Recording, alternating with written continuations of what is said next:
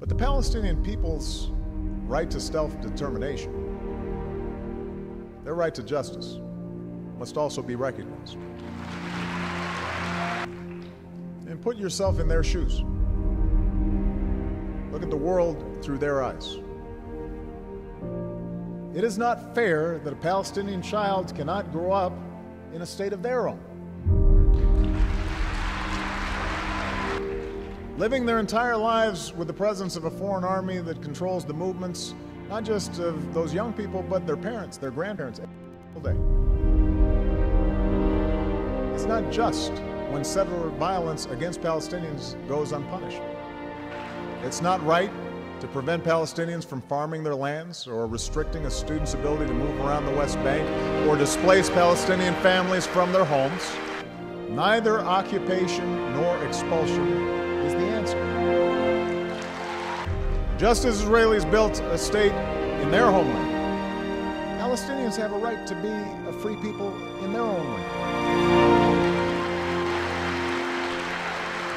I'm going off script here for a second, but before I came here, I met with a group of young Palestinians from the age of 15 to 22. And talking to them, they weren't that different from my daughters. They weren't that different from your daughters or sons. I honestly believe that if any Israeli parent sat down with those kids, they'd say, I want these kids to succeed. I want them to prosper. I want them to have opportunities just like my kids do. I believe that's what Israeli parents would want for these kids if they had a chance to listen to them and talk to them. I believe that. Now, only you can determine what kind of democracy you will have. But remember that as you make these decisions, you will define not simply the future of your relationship with the Palestinians, you will define the future of Israel as well.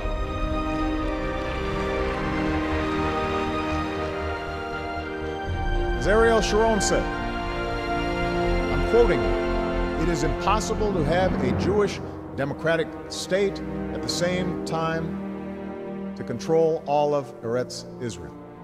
If we insist on fulfilling the dream in its entirety, we are liable to lose it all."